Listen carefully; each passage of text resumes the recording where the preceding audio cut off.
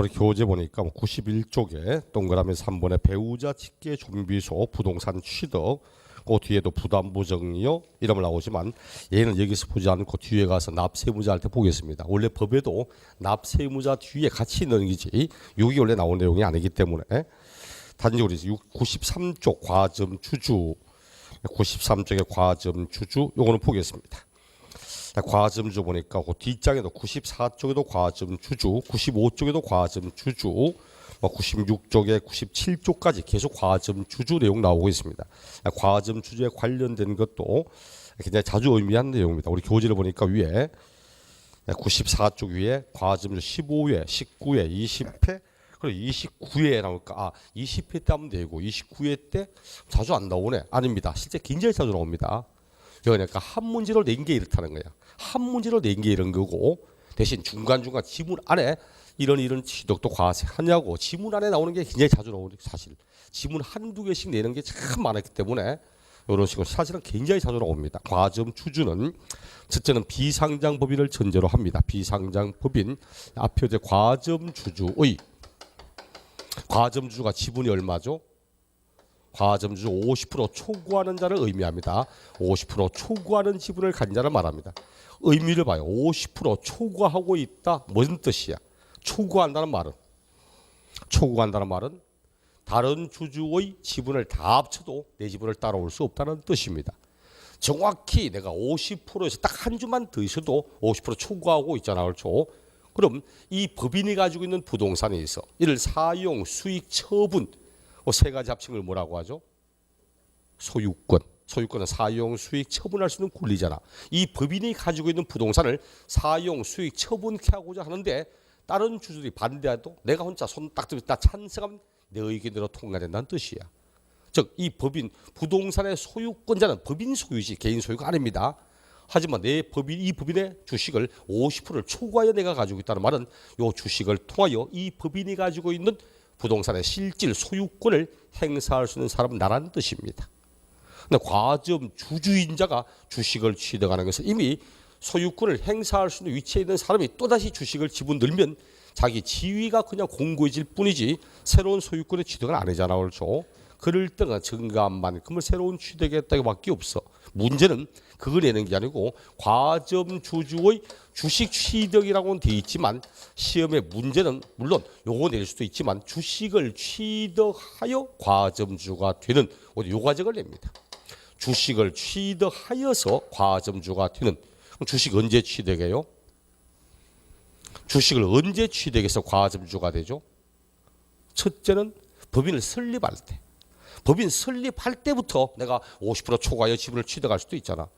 두 번째는 설립할 때는 과점주 아니었던 일반 주주였습니다. 근데 설립한 이후에 내가 주식이나 지분을 취득하여 최초로 과점 될 수도 있어.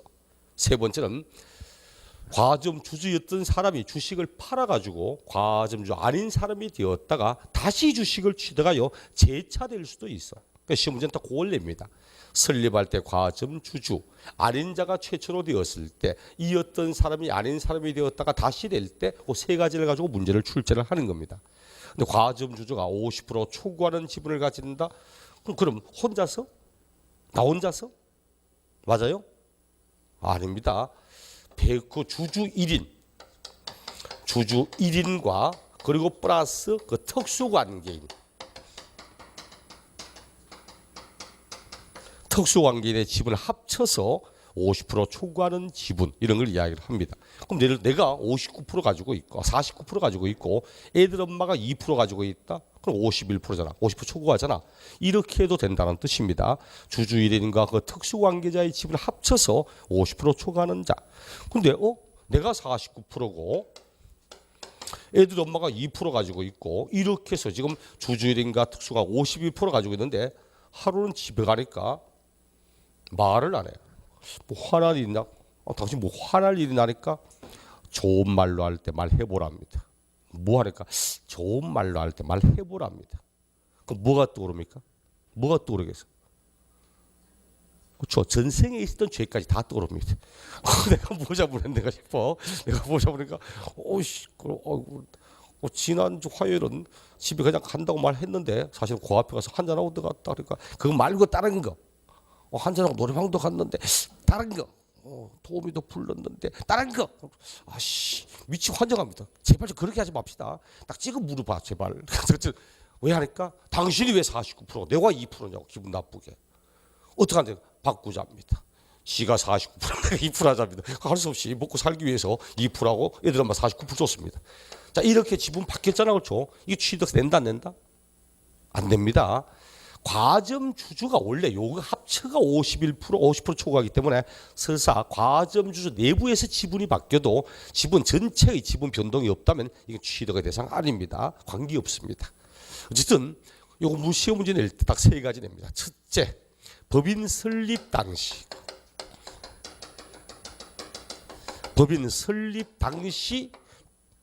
주식이나 지분을 취득하여 과점주주가 된 경우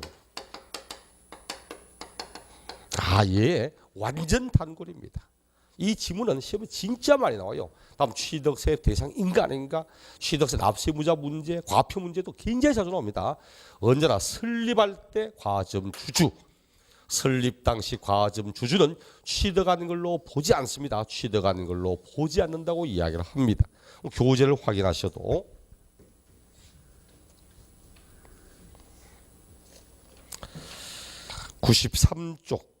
93쪽에 제일 끝에 4번 과점된 경우 법인의 주식 또는 지분을 취득함으로써 지방세 기본법에 따른 과점주가 되었을 때는 과점주주가 해당 법인의 부동산 등을 취득한 것으로 본다. 그리고 네 번째 줄에 끝에 취득 괄호 세 번째 줄 끝에 괄호에 법인 설립 시에 발행하는 주식 또는 지분을 취득함으로써 과점주가 된 경우는 취득으로 보지 아니한다고 되어 있습니다. 설립할 때 내용은 영어로 보지 않겠다고. 뒷장 94쪽에 나오잖아. 똑같이 94쪽 두 번째 줄에 부동산 등을 취득 괄호 법인 설립 시에 발행하는 주식 또는 지분을 취득하여 과점될 때는 취득으로 보지 않는다고 이야기를 합니다. 일단 이거는 취득으로 보지 않는다, 과세하지 않습니다. 취득으로 보지 않는다고. 그래서 다른 말로 과세하지 않는다고 이야기를 합니다. 누구에게? 주의합시다. 설립 당시 과점 주주가 됐다고 이 사람은 취득세하고 아무 관계 없습니다. 법인이 취득한 부동산은 법인이 내는 거지 과점주하고는 전혀 관계가 없어. 과점주주는 우리 법인의 부동산을 취득한 것으로 보지 않는다 이렇게 이야기를 합니다. 그리고 2번 과점주주의 개념 범위 거기 보니까 주주 1인과 그 특수관계인의 지분을 합쳐서 50% 초과하는 지분을 말한다. 그리고 밑에 박스에 대본 판례 나오고 있죠. 과점주주 집단 내부에서 주식이 이전되었으나 과점주 집단이 소유한 총 주식 비율이 변동이 없다면 간주 취득의 의지에 대한 대상이 될 수 없다고. 방금 했듯이 주주 내부에서는 지분이 변동됐지만 총 지분이 변동된 게 아니라면 이건 취득의 대상이 될 수 없다고 이야기하는 판례도 있고. 그 다음 밑에 과세 요건 동그라미 1번 요거 이제 쉽게 봅시다. 두 번째는 자 1번은 설립할 때 과점주주였고 그럼 2번은 설립할 때는 과점주 아닙니다. 과점주주 아니었던 사람인데 과점주 아닌 사람이 주식이나 지분을 취득했습니다. 어떻게? 매매로 취득을 하든 정자로 취득을 하든 이렇게 하여 주식이나 지분을 취득하여 최초로 과점주가 됐습니다. 최초로 과점주가 된 경우 과점주주 아니었던 주주 또는 유한책임 사원이 매매나 정자 등으로 인하여 최초로 과점주가 되었을 때 얼마만큼 취득했을까? 예를 들어 40% 지분을 가지고 있었다. 그 사람 매매 등으로 인하여 60%가 되었다. 얼마를 취득했겠습니까? 얼마를 취득했다? 20%? 아닙니다. 이때는 60% 전체를 다 새로 취득하는 걸로 봅니다. 지금까지는 단순히 그냥 주주로서 지분이 많은 사람일 뿐이야. 이 사람 대주주도 아니다. 이 사람 대주주도 아니다. 40%도 있다. 대주주도 아니다. 대주주 맞습니다. 40% 정도 되면 엄청난 대주주입니다. 웬만한 회사는 주주가 40% 지분 가지고 있고 이런 회사 거의 없다고 보시면 됩니다. 삼성전자에 이건희 집안에 주식 몇 프로 있는데 해봐 내가 알기로는 3점 몇 프로밖에 없는데 대신 삼성생명이 얼마나 가지고 있고 삼성물산이 얼마나 가지고 있고 이런 식으로 돼 있는 거지 그 주주 자체가 가지고 있는 지분 얼마 안 됩니다. 어쨌든 우리 법은 5%가 되면 대주라고 해요. 5%가 되면. 그리고 주식을 매입할 때 5% 넘어가게 사게 되면은 정권거래소에 그 금융기관에다가 무엇 때문에 이 주식을 산다. 경영권에 관련된 거다. 단순 투자 목적이다. 이런 거 반드시 신고해야 됩니다. 무엇 때문에 당신이 5% 넘어가 사고든지 신고해야 돼. 우리 법에도 5% 이상 넘어가면 대주주 말이야. 어쨌든 이 사람은 대주주입니다. 하지만 실질 소유권을 행사할 수 있는 사람은 아니잖아. 그렇죠? 양이 많아지면 양이 굉장히 많아지면 질적으로 바뀌어요. 질적 변화가 생깁니다. 혹시 그런 거 들어본 적 있습니까? 양이 굉장히 많아지기 시작하면 질적 변화가 생긴다고. 이걸 유물론이라고 합니다. 유물론. 마르크스 레닌이 말했던 유물론입니다. 양적인 변화가 생기면 질적인 변화가 생긴다고. 어쨌든 40%는 그냥 주주 많은 건데 60%가 되면 질이 바뀌어요. 50% 초과하는 순간부터 이 주식은 부동산의 권리를 실질 행사할 수 있는 소유권에 관련된 주식이 되어버립니다. 우리 법은 이럴 경우 이 60% 모두를 다 새롭게 취득한 걸로 봅니다. 60% 전체를 새롭게 취득한 걸로 본다고. 60% 모두 새롭게 취득한 걸로 봅니다. 교재를 확인해서 95쪽 양가로 5번 과세 범위 동그라미 1번 법인의 과점주가 아닌 주주 또는 유한책임사원이 다른 주주 또는 유한책임사원의 주식 또는 지분을 취득하여 하거나 증자 등으로 최초로 과점주가 됐을 때 그 밑에 밑줄 쫙 그어서 최초로 과점된 날 현재 과점주주가 소유하고 있는 법인의 주식 등을 모두 취득한 걸로 보아 취득세를 부과한다고 이야기를 합니다. 이게 문장을 보기 힘들면 밑에 이거 보시면 됩니다. 숫자 제금 예를 들어놨던 거 과점주 아니었던 사람인데 최초로 되면 그 된 날 현재 자기 지분 모두를 다 새롭게 취득했구나. 이 기출 문제입니다. 그 당시 문제가 40%였다. 그러다가 새롭게 60% 되었다. 얼마 취득했냐? 정답 60%만큼 이런 뜻이었습니다. 그 다음 세 번째 문장 안 봐도 이것만 보면 알잖아. 과점주주입니다. 과점주주이다.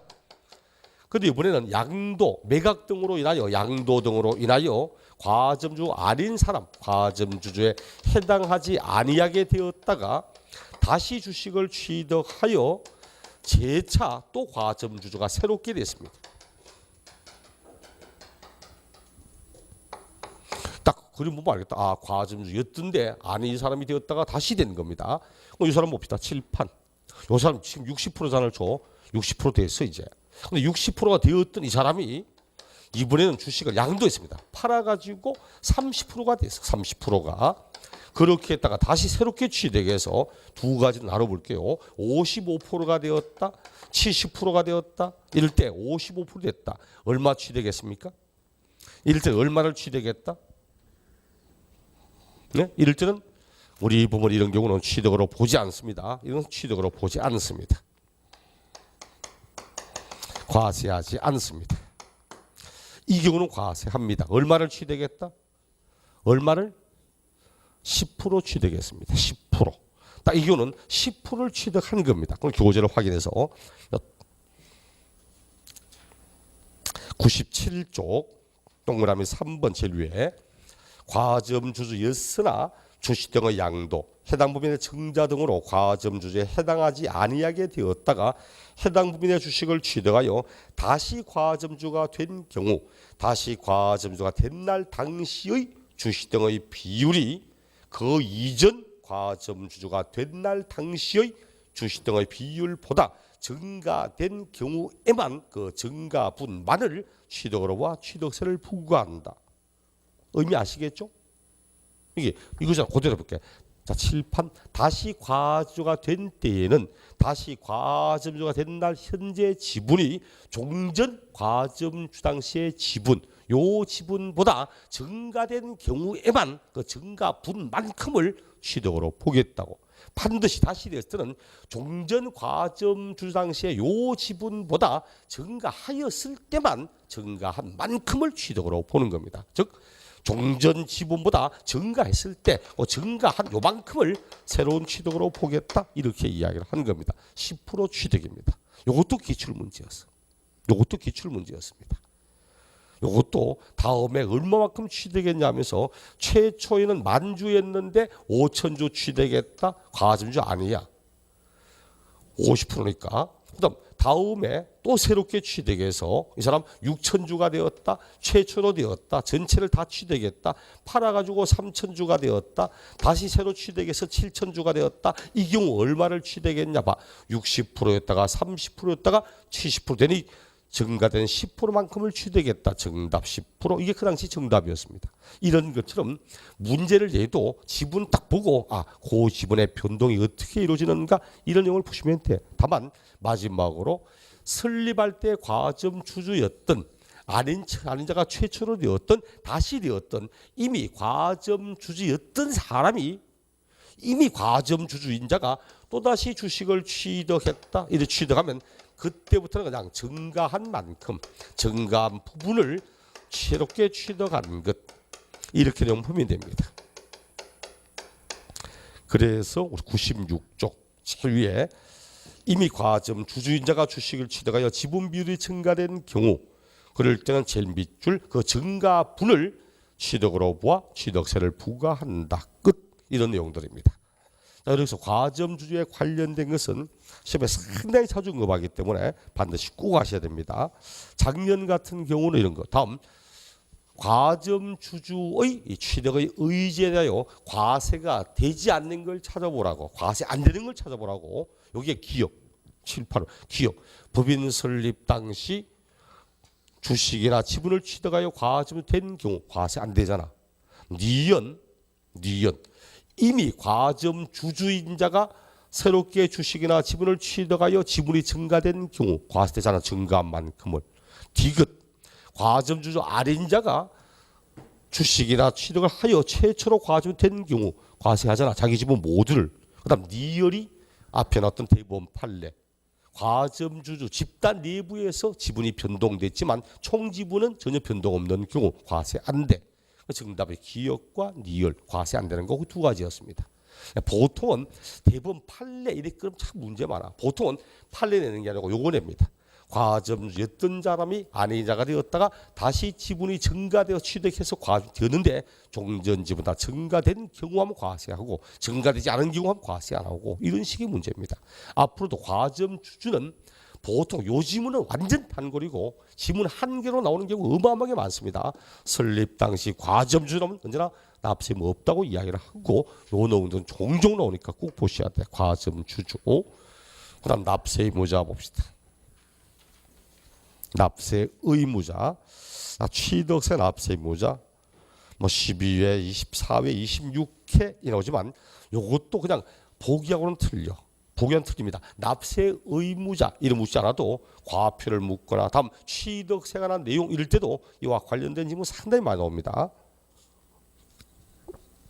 1번 요 설명 다 했는데 사실상의 취득자는 앞에 했던 거 등기 등록을 이행하지 않아도 사실상 취득했다면 취득세 납세모가 있다는 그 이야기입니다. 1번 부동산 등의 취득은 민법 등에 의한 등기 등록을 두 번째 끝에 등기 등록을 하지 아니한 경우라도 실제로 취득했다면 취득세를 납부할 의무가 있다는 이야기고 그 밑에 2번도 앞에 설명했다고 초단 차량기계 장비 승박 항공기 요 네 가지는 원시 취득은 과세하지 않고 승계 취득에만 해당하여 과세한다고 이건 15회 시험 때 딱 한 번 15회 때 딱 한 번 요 네 가지는 원시 취득만 과세한다. 틀린 지문 딱 한 번 낸 적이 있습니다. 그 다음 뒷장 상속인 각자 이것도 큰 의미는 없네. 상속받았잖아. 상속 취득세는 유상 취득은 물론이고 무상 취득도 과세합니다. 그럼 상속받았을 때 취득세 누가 내냐고? 각자 받은 거 각자 냅니다. 각자 받은 거 각자 내면 됩니다.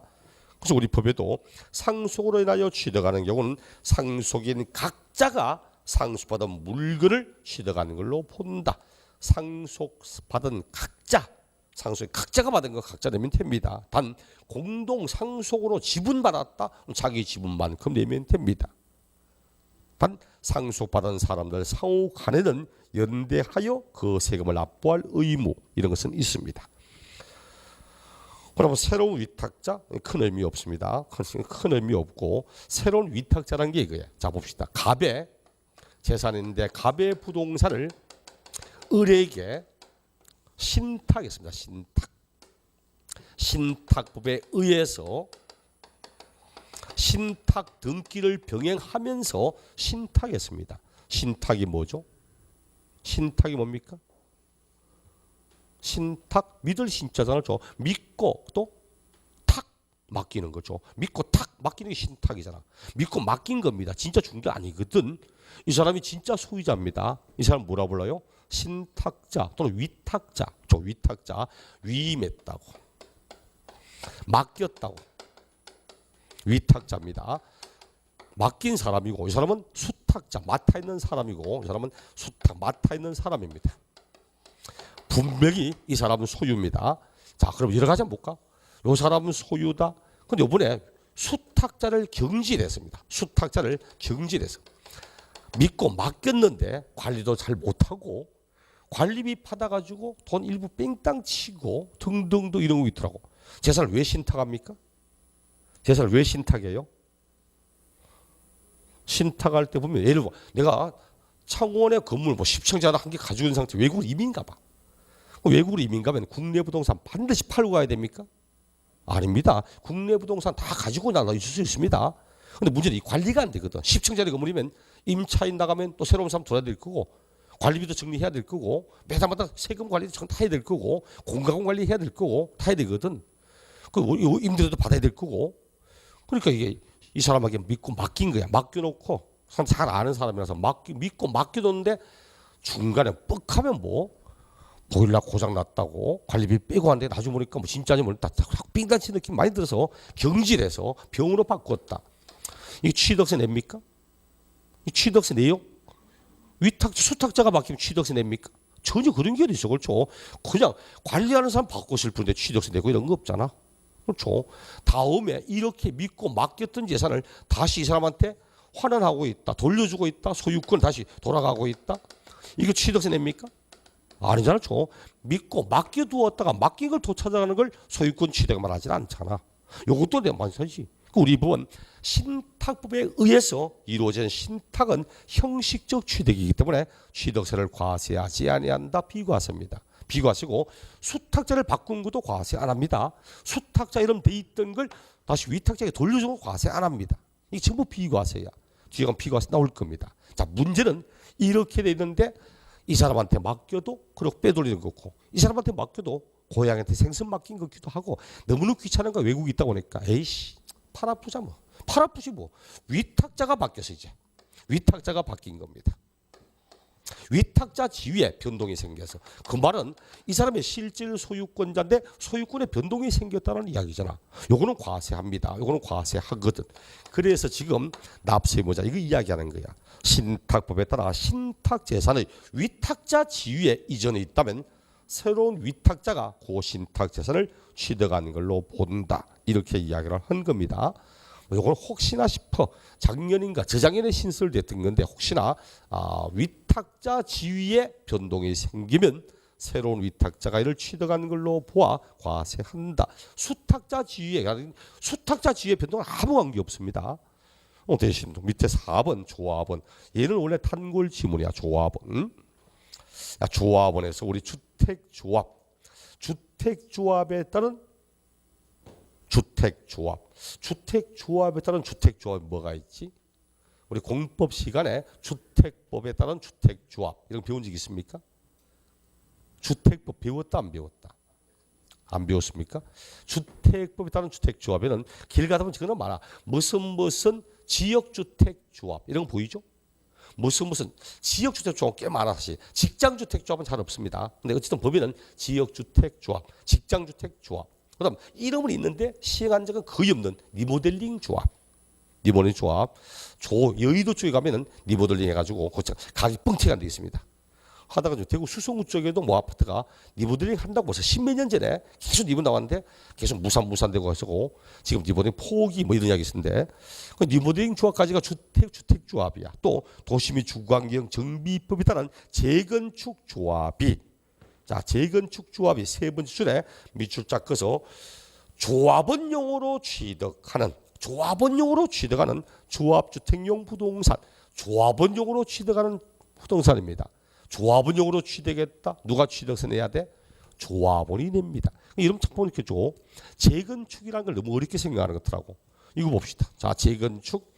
예를 들어 내가 단독주택을 하나 가지고 있다. 단독주택이 있는데 오래되다 보니까 노후화되어서 우풍도 심하고 뭐 날벌레 같은 것도 관리가 안 되고 등등등 너무 불편해서 업자를 불렀습니다. 건축업자를 불러서 야, 내가 돈 줄 테니까 당신이 이 건물 철거하고 여기다가 깔끔하게 집을 새로 지어 달라고. 이게 재건축이거든. 그렇죠? 틀고 새로 짓는 게 재건축입니다. 그럼 이거 누구 겁니까? 건축업자 겁니까?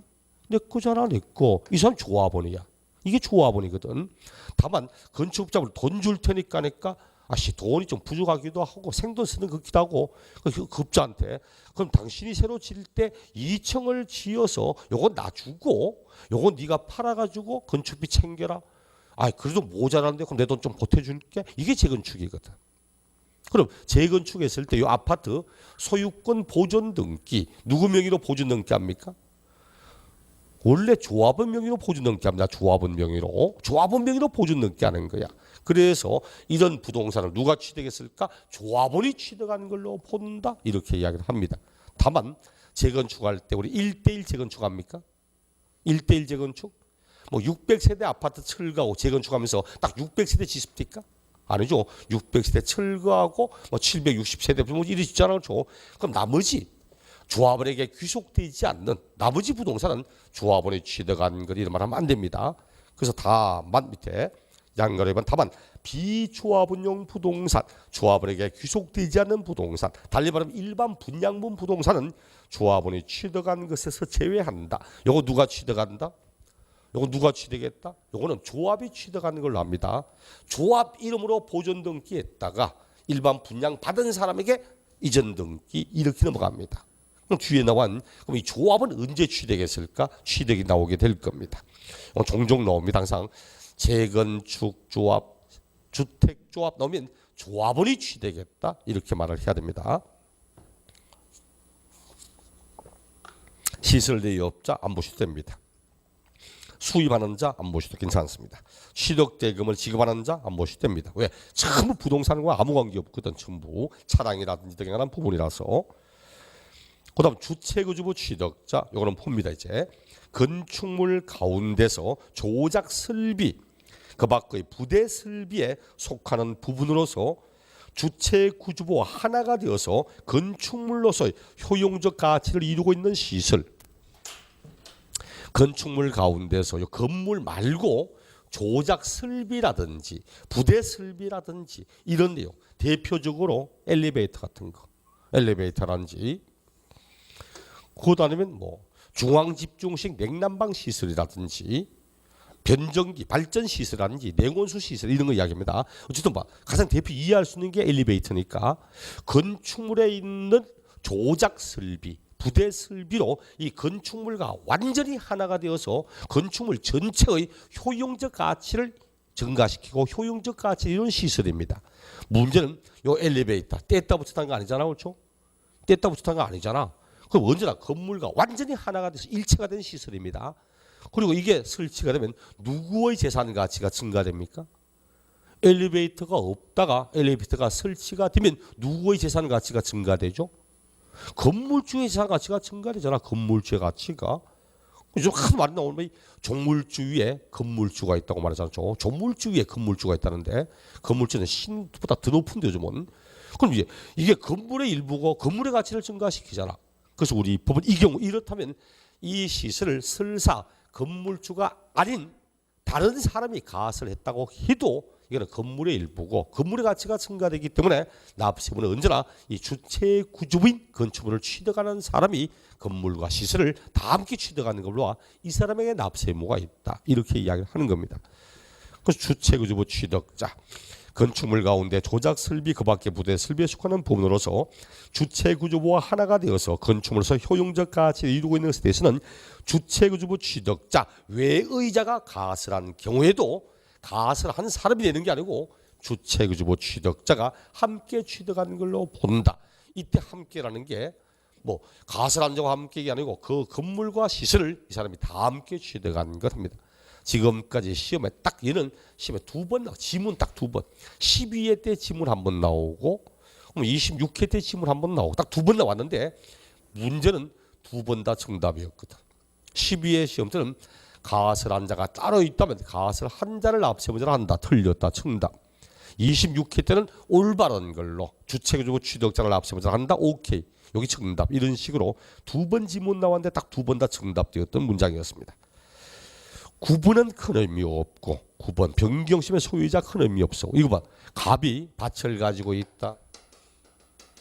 요 밭이 건축 가능한 토지 대로 지목이 바뀌었다. 대지로 지목이 바뀌었고 그 다음에 이 대지를 을이 취득을 했습니다. 그럼 을은 처음부터 뭘 취득하는 거죠? 을은 처음부터 뭐 취득했습니까?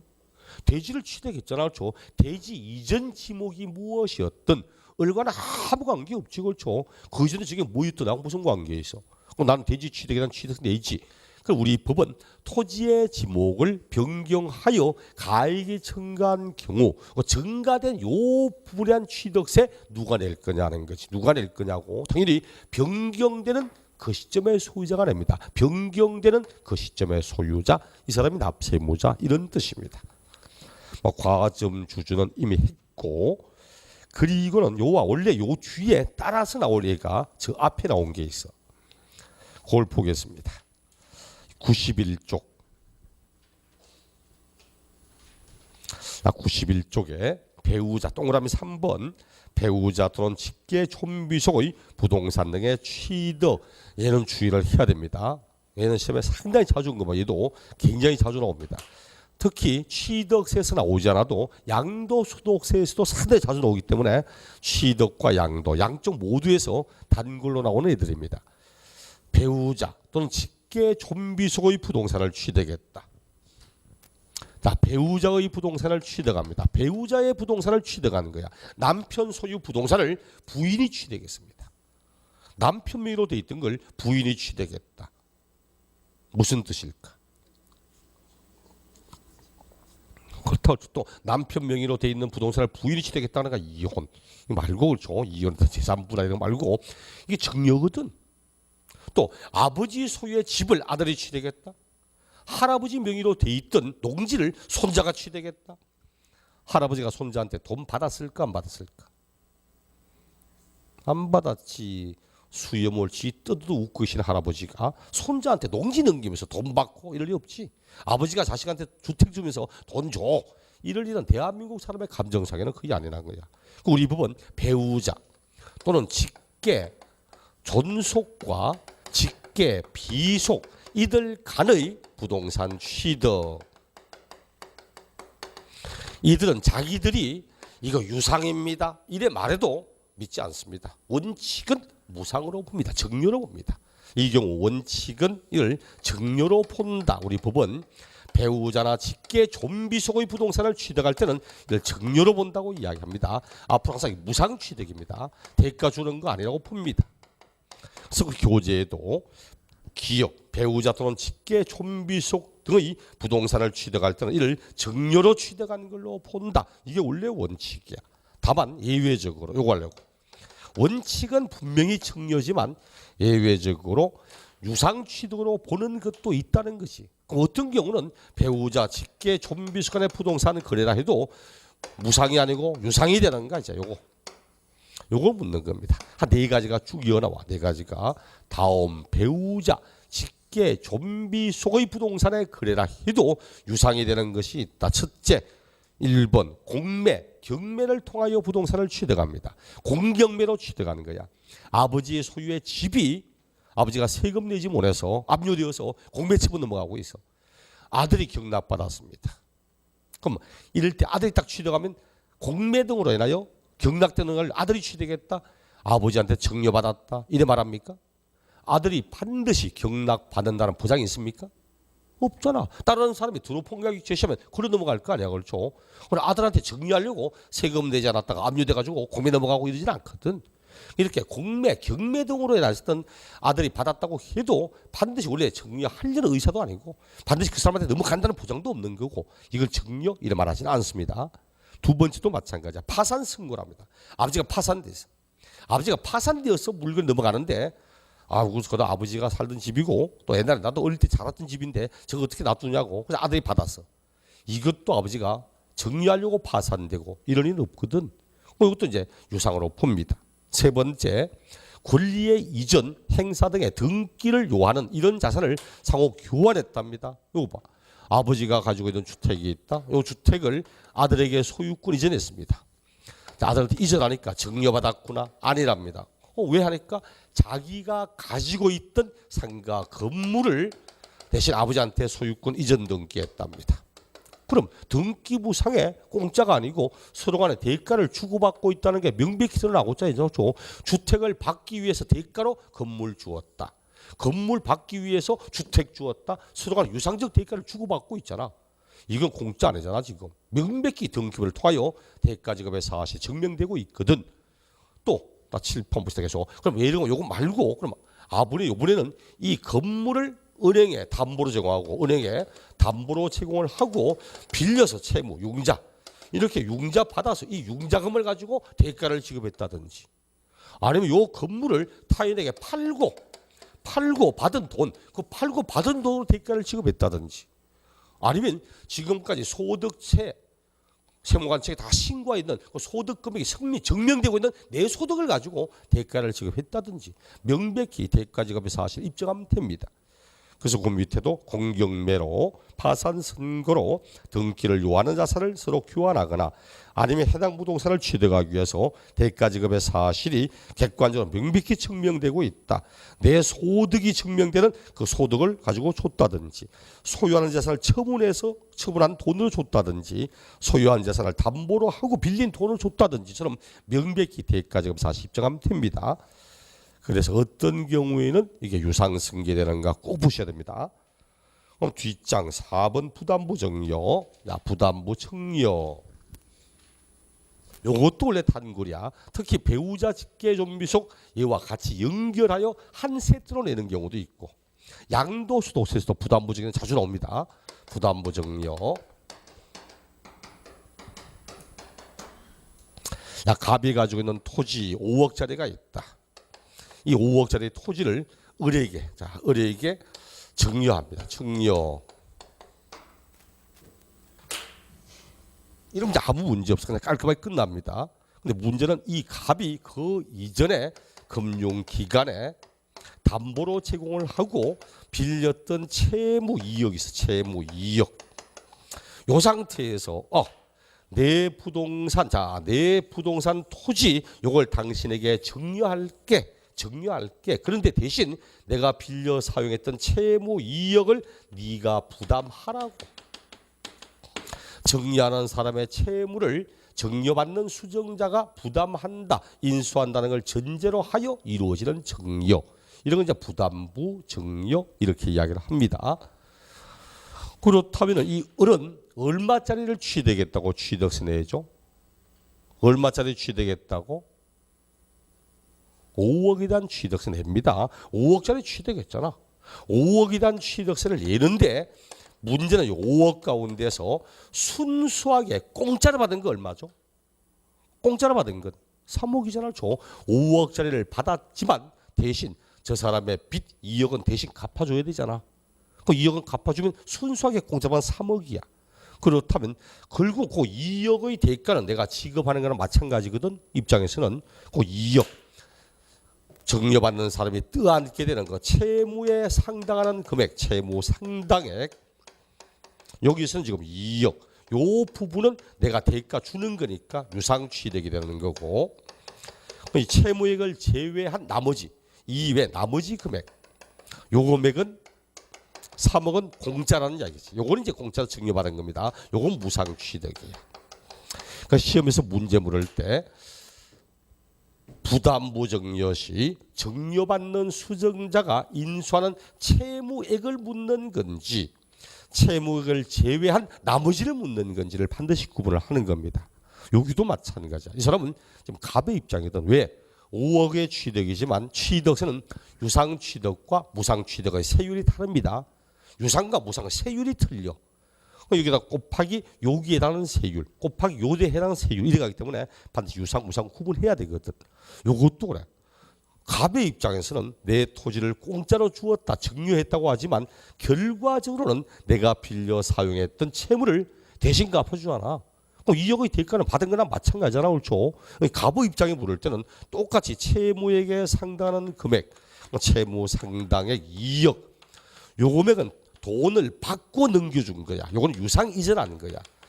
유상 이전을 두 글자로 양도라고 합니다. 양도. 요건 양도입니다. 근데 이를 제외한 나머지 금액, 나머지 부분은 무상 이전이거든. 무상 이전은 양도 아니거든. 요건 양도 아닙니다.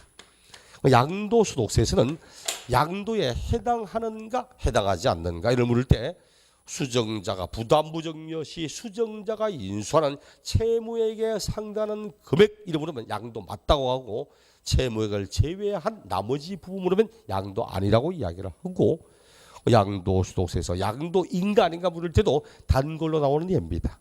여러분이 부담부정여 나오면 딱 글자를 나누어 딱 글자 딱 중간에 딱 끊어서 부담부정여 앞에 부담시키는 채무 요 금액은 유상.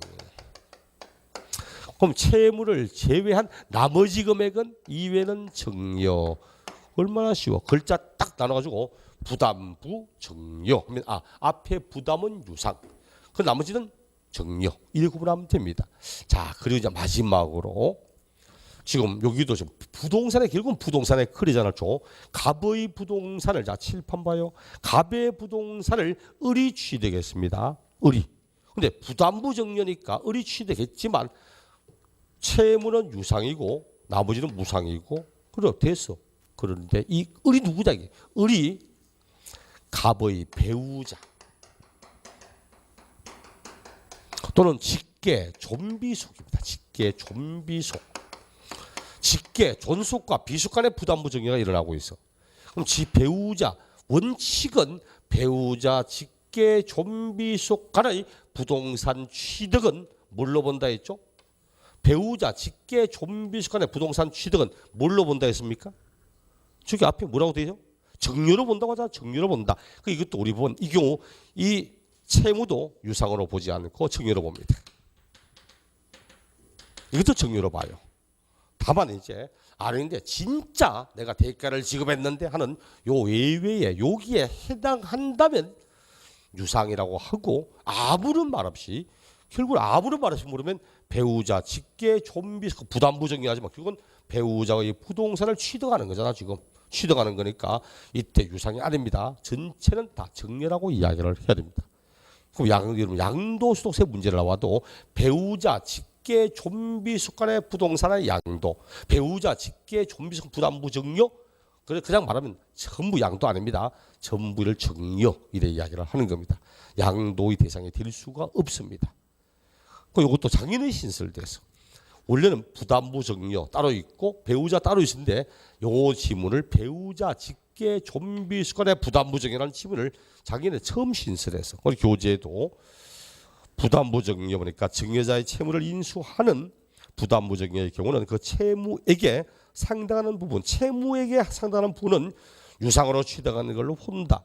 그 말은 채무액을 제외한 나머지 부분은 무상 취득이란 말이고, 이 경우 다만 배우자 또는 직계 존비속 간의 부동산의 취득의 부담부 정여의 경우는 3을 적용한다. 3이 요거거든. 배우자 직계 존비속 간의 이해거든. 그래서 쉽게 부담부 정여 그냥 물으면 채무는 유상, 나머지는 무상. 근데 단 배우자 직계 존비속간하면 원래 배우자 직계 존비속간은 양도라고 해도 양도를 보지 않고 원래 원칙이 정여로 본다. 다만 대가지급의 사실 객관적으로 명백히 입증하는 저런 말이 나오면 그때는 유상. 그런 말이 없는 상태에서 모르면 이것도 유상이 아니고 무상 정여 이렇게 이야기를 해야 됩니다. 여기까지가 납세 의무자에게 상속 등기 후 재무다는 크게 신경하셔도 됩니다. 2017년도인가 신설됐던 건데 큰 의미는 없어. 간단한 개념만 봅시다. 갑이 사망하시면서 갑이 사망하셨는데 재산을 다 이제 이렇게 공동으로 상속했다 칩시다. 공동으로 요 재산을 을이 25%, 병이 25%, 정이 25%, 무가 25%, 자식 4명 있는데 각각 4분의 1씩 줬어. 4분의 1씩. 그리고 이렇게 확정되어서 등기까지 다 끝났습니다. 확정되어서 등기까지 다 끝나서 자, 이 상태에서 제일 맞은 을이 동생들을 불렀습니다. 무만 놔두고 동생들을 불러서 을이 병과 정을 불러서 야 가만히 생각하니까 아버님이 형제간에 다툼하지 말라고 똑같이 나눠주셨는데 가만히 생각하니까 이게 아닌 것 하고 우리는 나이도 있고 집도 있고 자식도 다 커서 시집장가도 갔고 근데 우리 이제 막내는 지금 막내의 무는 아직도 애가 중고등학교 다니고 이제 한참 시집도 보내야 되고 자꾸 장가도 보내는데 얘는 아직도 좀 그렇잖아. 우리 다 하지 말고 우리 20%씩 하고 5%씩 떼서 막내 주자고 이렇게 해서 결국 이 사람들이 각각 20% 지분이 줄고 이 사람은 40% 지분되어서 지분의 변동 생겼습니다. 그래서 우리 법은 요 지분이 재분할로 인하여 지분이 증가된 사람은 지분이 감소된 사람으로부터 뭐한 걸로 본다? 증여받아 취득하는 걸로 봅니다. 증여받아 취득하는 걸로 그 이야기하려고 기억 봐요. 기억.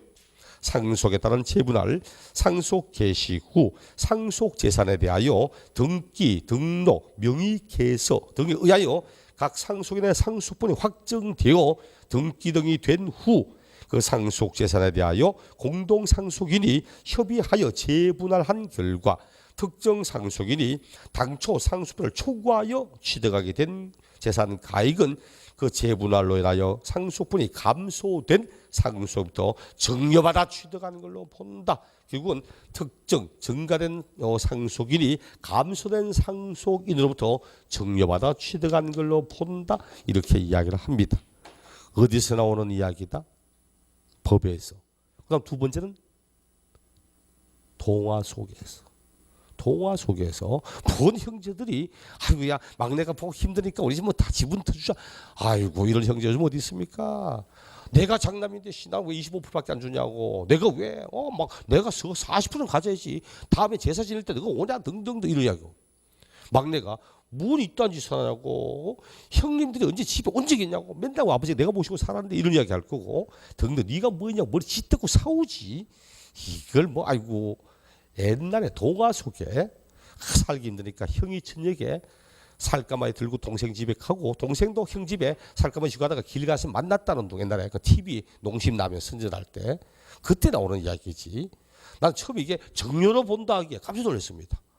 유상으로 본다 이제 나 그건 줄 알았는데 정료로 본다는 거야. 아 진짜 형제가 우애 좋구나. 혹시 요것만 다 봅니다.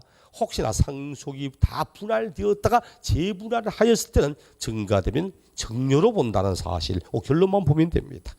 잊어버리지 말라고 농담했습니다. 진심이지만 어쨌든 그렇게 합니다. 잠시 후에 이렇게 납세 분야를 보았고 잠시 후에 우리 뒤에 취득의 시기, 백족 취득 시기 이런 것도 보겠습니다.